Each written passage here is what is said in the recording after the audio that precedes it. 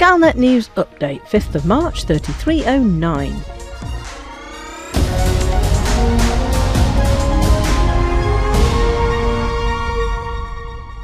The past few days have seen many commanders engaged in one of 3 Thargoid-related activities.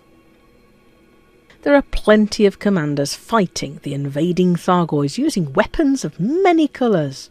This is an essential part of the war effort, and of course it's not at all inhumane or unfair to have 10 commanders all ganging up on one defenceless Hydra, is it?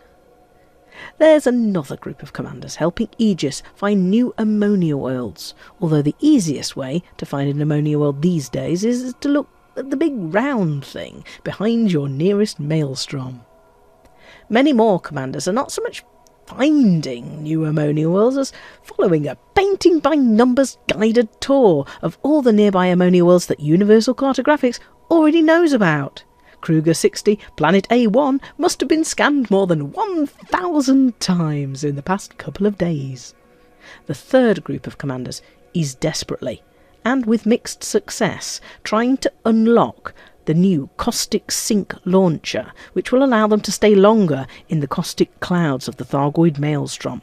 But in order to do that, they need to gather materials from those caustic clouds. The tech brokers, who are making these modules available on all the rescue ships, have a grim sense of humour.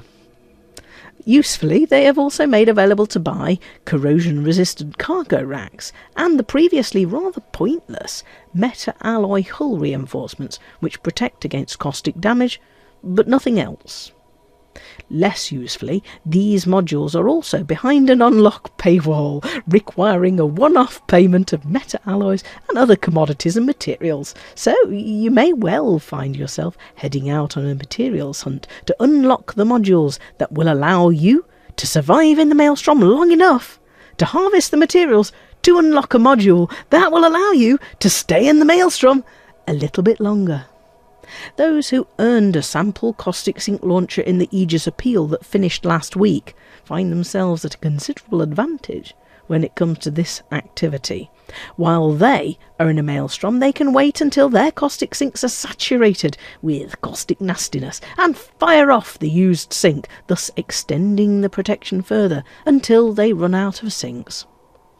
Collecting the caustic shards and corrosive mechanisms by blowing up the caustic generators and firing off a few collector limpets is relatively straightforward, especially as you get to keep your winnings even if your ship is subsequently destroyed.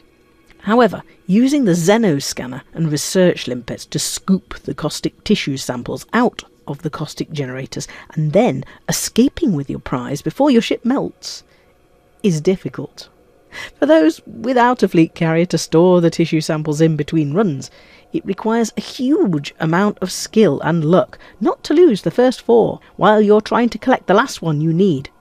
And it might actually be better to give up on unlocking the Caustic Sink Launchers for now and go and save up for a fleet carrier first.